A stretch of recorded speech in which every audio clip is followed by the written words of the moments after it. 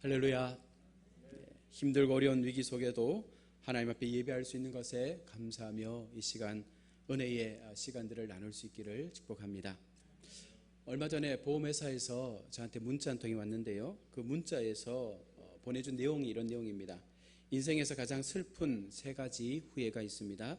할 수도 있었는데, 했어야 했는데, 해야만 했는데 라는 이 세 가지의 이 문장을 보내면서 후회하지 말고 지금 보험을 가입하라 라는 그런 의미죠. 그런데 제가 이 문자를 받으면서 좀 생각을 했습니다. 정말 우리가 얼마나 많은 인생의 후회를 하지 않을까. 할 수도 있었는데, 해야만 했는데, 했어야만 했는데, 참 마음에 와닿는 문자였습니다. 루이스 이가 말합니다. 망설이다 놓치고 남아버린 후회들, 그래서 지금의 실천이 중요하다. 우리는 후회하다가 보내는 그런 인생이 아니라 그 후회가 우리 가운데 임하기 전에 실천의 삶을 통해서 우리의 모든 모습들을 바르게 세워가야 한다는 것이죠.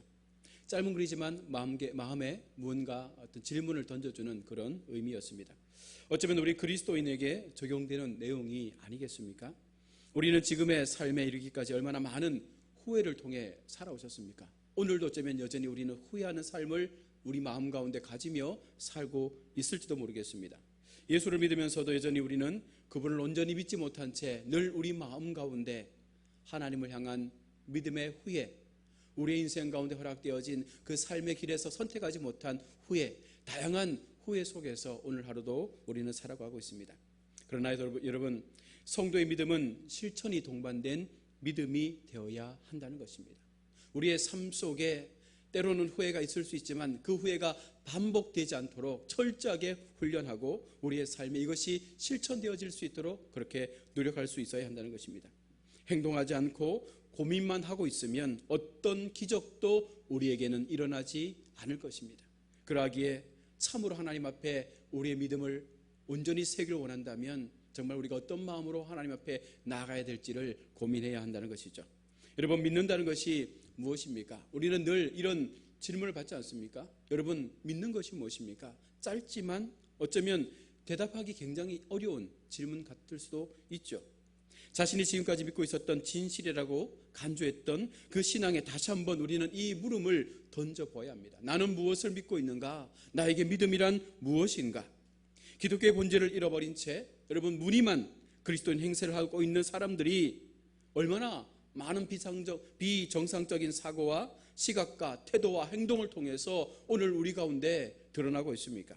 더 나아가 잘못된 부흥밖에 모르는 수많은 교회들의 모습 속에서 예수님의 말씀은 그냥 던져버린 채 부흥을 위해 비그리스도적 논리를 펼치는 교회들과 성도들을 우리가 보지 않습니까? 요즘 언론을 통해 온통 교회의 이야기로 분주합니다. 우리의 눈과 귀를 현혹시키는 가짜 뉴스가 엄청나게 쏟아져 나오고 있습니다.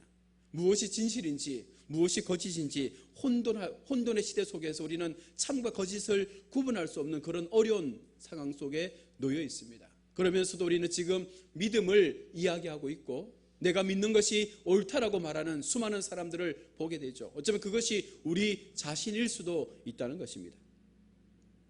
예수를 믿는 사람과 믿지 않는 사람들의 그 구별이 모호한 시대 속에서 이것이 어쩌면 대한민국의 현재의 모습임에도 불구하고 여러분, 우리는 어떤 믿음을 하나님 앞에 나타내기를 원하고 있습니까? 어느 순간부터 그리스도인과 비그리스도인의 차이가 사라져 버렸다라고 말해도 우리는 부인할 수 없습니다. 예수 그리스도를 믿는 것의 특성을 잃어버린 채 우리는 그렇게 교회 마당만 밟고 살고 있기 때문이죠. 우리가 수요일날 말씀을 살피는 것처럼 하나님의 백성의 참된 특성을 상실한 채 참된 기독교의 그 세계관을 잃어버린 채 우리는 여전히 세상적 가치 앞에서 우리의 믿음을 지키려고 노력하고 있다는 것입니다. 그 결과 오늘날 많은 교회가 하나님보다 물질을 더 중요시하지 않습니까? 오늘날 많은 교회가 수적인 그 풍요를 바라보면서 그것이 교회에게 성공인 양 그렇게 말하면서 성도들을 재촉하지 않습니까? 수적으로 많지만 거대한 교회를 세웠지만 여러분, 중요한 것은 무엇입니까? 영적으로는 나약하고 불안정한 우리의 모습을 우리는 보지 않습니까? 많은 교회들 속에 영적인 흔들림 속에서, 영적인 그 약함 속에서 계속해서 세상의 공격 앞에 우리는 처참하게 무너지는 우리의 모습들을 지금 보고 있지 않습니까? 마치 풍요 속에 빈곤을 경험하는 것처럼 우리는 엄청난 교회의 부유 속에 살면서도 우리의 영적인 이 내면은 처참하게 짓밟혀가고 있는 우리의 현 상황을 보게 되는 것입니다. 그렇다면 진정으로 우리가 예수님을 믿는다는 것이 여러분 무엇입니까?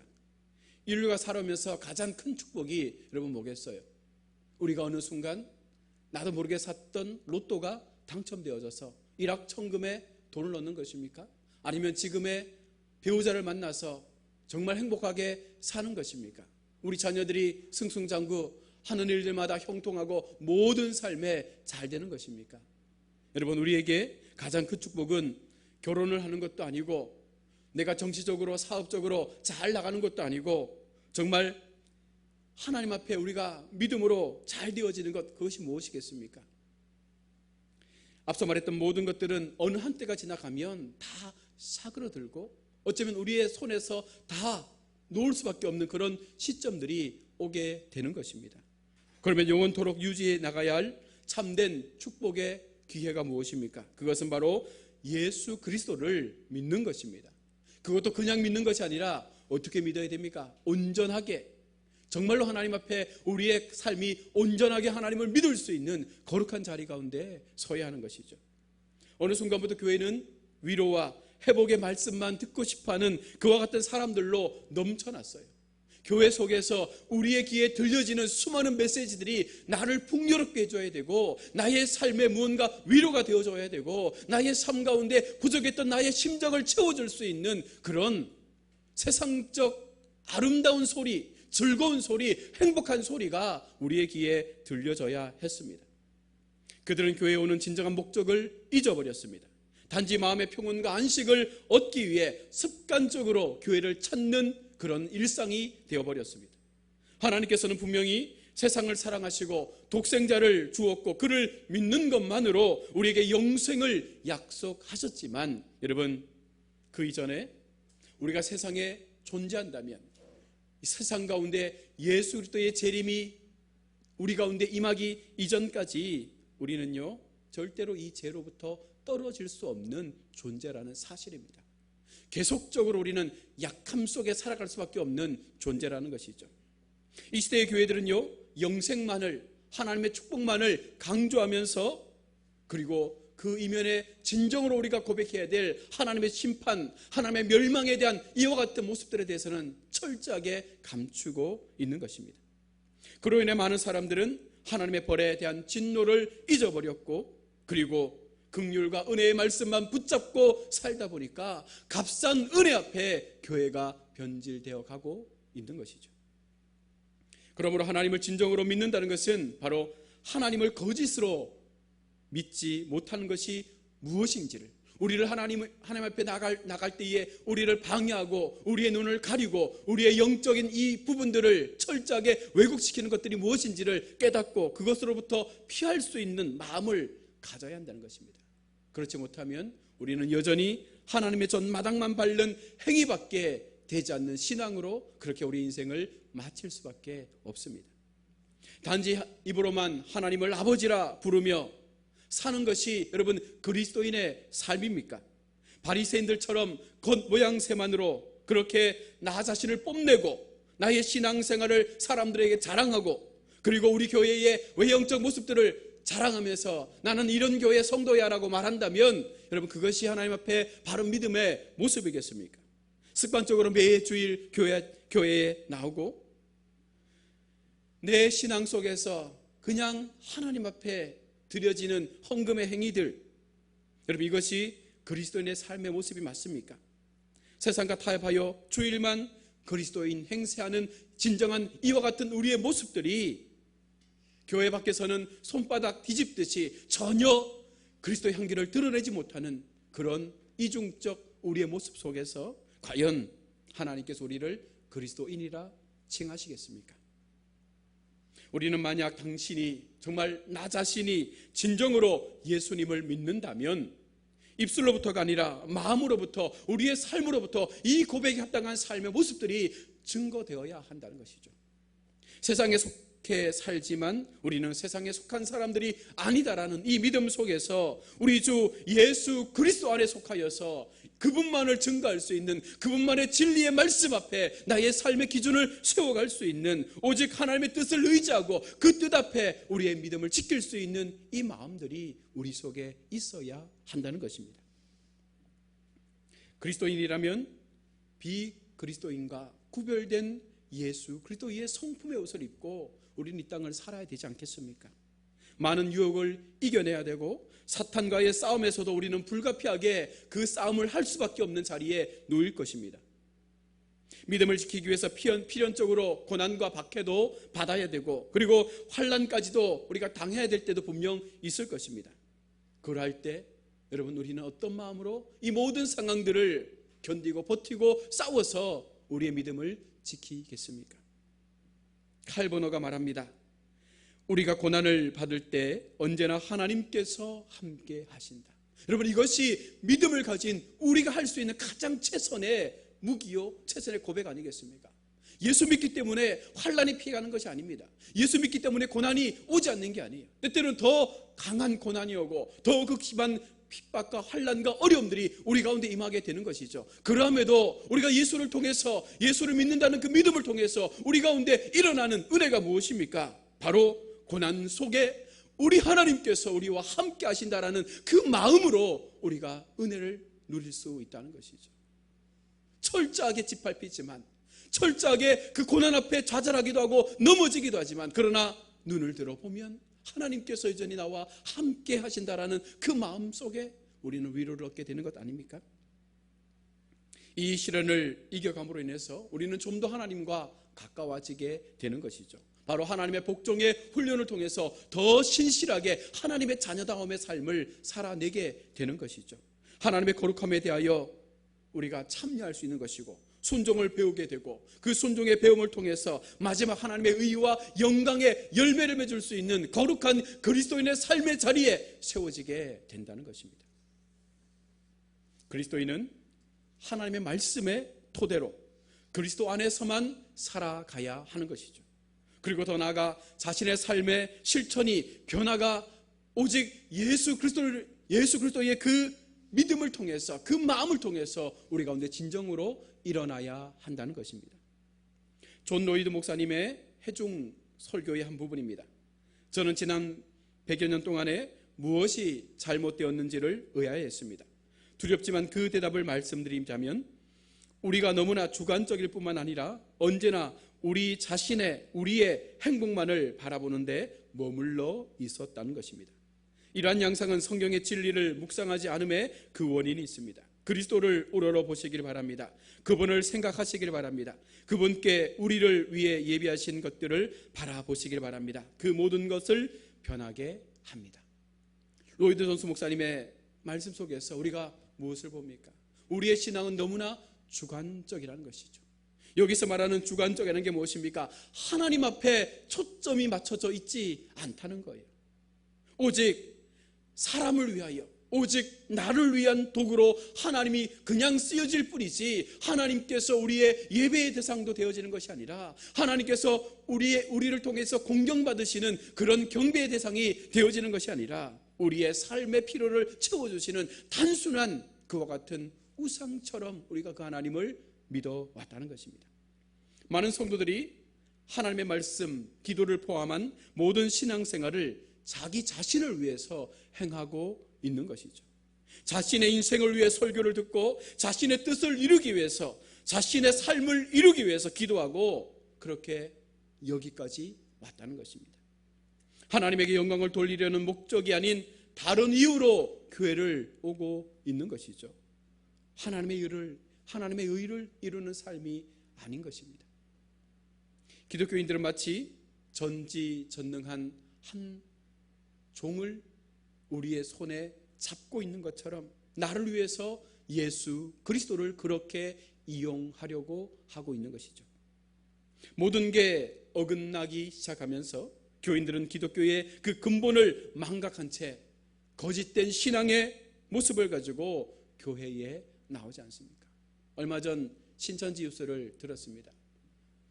일반 언론에 나온 내용 가운데요, 신천지 그 확진자들 가운데 많은 사람들이 정부에 혈장을 제공했다라는 그 이유로 좋은 이미지의 신천지 뉴스가 근래에 나왔습니다. 그러면서 이면에 지금 기독교의 형태에 대한 비판들을 이야기하면서 이단이 훨씬 낫다라는 그런 댓글들이 올라오기 시작했습니다. 이단만도 못한 그런 교회의 모습을 현재 우리가 보여주고 있는 것이죠. 여러분, 중요한 것이 무엇입니까? 우리 모든 인간은 죄인입니다. 우리의 힘으로는 의롭게 살 수도 없고 우리의 힘으로는 거룩하게 살아갈 수도 없습니다. 우리의 힘으로는 어느 것 하나라도 해낼 수 없습니다. 이 죄라는 굴레 속에서 벗어날 방법도 없습니다. 내가 잘해서 구원받는 것이 아니라 오직 하나님의 은혜로 구원받았다라는 이 진실 앞에서 우리가 무엇을 가지고 우리의 믿음을 지키고 우리가 무엇을 통해서 우리의 신앙을 견고하게 살아가야 하겠습니까? 사랑하는 우리 성도 여러분, 우리의 믿음 속에 내 마음이 어떤 방향으로 가고 있는지를 돌아볼 수 있길 바랍니다. 또 하나, 이 세상 사람들은 너무나 주관적 관점 속에서 자신이 행한 그 마땅한 것만을 하나님 앞에 내세우고 있는 것이죠. 이 말씀이 무엇입니까? 자기 나름대로 헌신했다는 거예요. 자기 나름대로 하나님 앞에 충성했다는 것입니다. 내가 생각할 때 이 정도면 하나님 앞에 나의 모든 것을 드린 것과 마찬가지다라는 이 마음으로 교회 생활을 한 것이죠. 하나님, 저 이 정도로 교회에 헌신했으면 됐지 않았습니까? 지금 나의 수고를 보십시오. 헌신하고 희생하고 하나님 앞에 많은 물질을 드리고 이렇게 하나님을 믿는 나의 신앙 하나님 칭찬해 주십시오 라고 말할 때에 여러분, 충격적인 것이 있습니다. 만약 하나님께서 그런 나의 오랜 수고와 열심과 그 헌신 앞에 네가 믿는 것이 바른 믿음이 아니다라고 말한다면 여러분 어떻게 하시겠어요? 내가 너에게 헌신을 요구했느냐? 내가 너에게 물질을 요구했느냐? 하나님이 정말 원하시는 것은 너의 삶의 모습 속에서 드러나는 예수 그리스도의 그 아름다운 향기, 나의 삶의 모습 속에서 예수 그리스도의 그 작은 그리스도의 삶의 모습이 우리 가운데 드러나지 못하고 세상에서는 여전히 욕먹는 그런 그리스도로 우리가 살아간다면 우리는 결코 하나님 앞에 온전한 행위의 삶을 살지 못한 것이죠. 박용수 목사님이 쓰신 예수를 믿는다는 것이라는 책에 이렇게 말합니다. 예수를 믿는다는 것은 이 세상에 있는 예수를 믿는다는 것 때문에 고뇌하고 핍박받고 어려움을 겪는 자들에게 빛나는 돌파구가 되는 것입니다. 여러분, 교회가 이 어려움 속에, 교회가 이 시국의 아픔 속에 돌파구가 될 수 있는 희망을 보여줘야 되는데 오히려 교회가 그 희망을 깎아먹고 있다는 거예요. 그렇다고 우리가 예배를 포기하는 것도 아닙니다. 우리의 신앙을 저버리는 것도 아닙니다. 우리가 할 수 있는 최선의 삶을 통해서 정말 우리가 이 믿음을 지켜가면서 정말 세상 가운데 빛이 되어주고 세상 가운데 맛있는 소금의 역할을 감당해야 함에도 불구하고 지금 우리의 교회는 어떤 모습을 가지고 있습니까? 마라톤 선수는요, 보통 100m의 거의 그 속도로 42.195km를 달려야만 우승할 수 있는 확률에 더 가까워진다고 하죠. 그들은 체력과 고통의 한계점인 4점을 드나들면서 그 위기를 견디죠. 이 4점이 42.195km를 달릴 때 한 서너 번 찾아온다고 합니다. 이 4점을 견디는 사람들은 다음 단계로 나갈 수 있고 또 오는 4점을 견디면 그 다음 단계로 나갈 수 있다고 하죠. 그러나 그 4점이 너무 힘들 때 포기하는 사람들은 완주할 수가 없는 거예요. 우리는 신앙을 마라톤 경주와 비교합니다. 우리에게도 어쩌면 이와 같은 인생의 4점들이 올 수 있습니다. 정말 좌절할 만큼 힘들고 어려운 상황들이 우리 가운데 임할 수 있다는 거예요. 그러나 그 4점을 넘겨야지만 다음 단계로 나아갈 수 있는 에너지를 받게 되고 그래야지만 결승에 들어갈 수 있는 우리의 삶의 은혜를 경험하게 되는 것이죠. 사람은 누구나 살면서 죽을 고비를 여러 차례 겪습니다. 여러분, 지난달을 돌아보십시오. 얼마나 많은 삶의 순간순간 속에서 이런 4점들을 지나왔습니까? 그러나 포기하지 않았을 때에 우리의 믿음을 저버리지 않았을 때에 하나님께서 그 순간순간 함께 하셔서 우리를 일으켜 세워주셨던 그 은혜를 우리가 경험하지 않았습니까? 사람은 건강하게 오래 살다가 생을 마치기를 소원합니다. 그런데 그렇게 인생이라는 것이 우리 뜻대로 되지 않잖아요. 여기에는 하나님의 진리가 담겨 있습니다. 나의 삶은 나의 것이 아니라 주님의 것이다.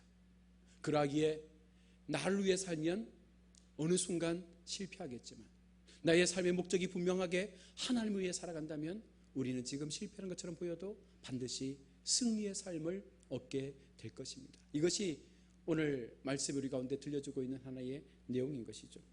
사랑하는 우리 성도 여러분, 예수 그리스도를 믿는다는 것은 결코 쉬운 일 아닙니다.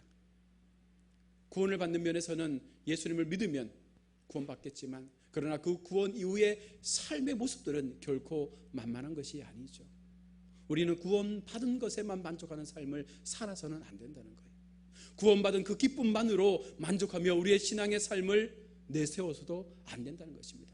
정말 내가 구원받은 삶을 살았다면 어떻게 이 구원받은 삶의 모습들을 생활 속에 세상 가운데 보여주고 우리가 사는 삶의 모습이 얼마나 거룩하고 멋진 인생인지를 세상 사람들에게 나타낼 수 있는 그런 인생의 삶을 드러내야 하는 것입니다. 말씀을 정리하겠습니다. 예수를 믿는다는 것은 하나님을 진심으로 사랑하는 것입니다. 이 사랑에서부터 기초되어야 하는 것이죠. 또한 예수님을 믿는다는 것은 주님께 온전히 의존하며 사는 것입니다. 철저하게 하나님을 신뢰할 수 있는 그 믿음 속에 살아가는 것입니다. 또한 우리가 수요일날 살피는 것처럼 신적인 그 성품의 옷을 날마다 우리 가운데 입으면서 그것을 통해서 우리의 삶의 또 다른 모습들을 세상 가운데 보여주는 것이죠. 그리고 철저하게 자기를 부정해야 합니다. 내가 죽어야 예수 그리스도가 살게 되는 것입니다. 또한 성령에 의한 기도를 통해서 우리는 날마다 엎드려야 되죠. 나를 위한 기도가 아니라 성령을 통해서 기도할 때 하나님의 의를 위한 기도의 제목들이 일어나게 되기 때문입니다. 그리고 공동체 서로를 사랑해야 합니다. 세상을 사랑해야 합니다. 세상에 속하여 살지 않지만 우리는 이 영적인 싸움 속에서 세상의 많은 사람들을 하나님께로 인도하기 위한 사랑의 삶을 살아야 합니다. 그리고 더 중요한 것은 예수님 때문에 고난도 당해야 합니다. 하나님과의 관계 속에서 말씀을 듣는 것에 소홀해서는 안 됩니다. 그리스도 안에 한 지체의 삶을 통해서 철저하게 우리는요 희생의 삶을 그들 가운데 보여줘야 합니다. 생명의 기운을 가지고 또한 성장하는 것이죠. 외형적 성장도 필요하겠지만 우리의 내면적 성장이 말씀을 통해서 계속해서 자라남을 통해서 예수 그리스도의 장성한 분량까지 커가야 하는 것이죠. 그리고 삶의 실천을 이루어가고 또한 마지막 소망 가운데 끝까지 이 믿음을 지킬 때 우리는 예수님의 그 재림 앞에 당당하게 우리의 믿음을 주님 앞에 내세울 수 있게 되는 줄로 믿습니다. 어렵고 힘든 시국을 보내고 있습니다. 어쩌면 교회가 많은 핍박 가운데 힘든 과정들을 보내고 있습니다. 그러나 이 과정은 어쩌면 하나님께서 우리 가운데 우리의 바른 믿음을 지키기 위해서 우리의 바른 신앙을 보시기 위해서 이 땅에 교회가 더 거룩하게 견고하게 세워지기를 원하는 마음으로 훈련시켜 주시는 과정인 줄로 믿습니다. 이 훈련을 견뎌야지만 이 사점을 우리가 견뎌야지만 다음에 하나님께서 우리 가운데 보여주시는 거룩한 비전 앞에 세워지게 되는 줄로 믿고 이 한 주간 정말 주님 앞에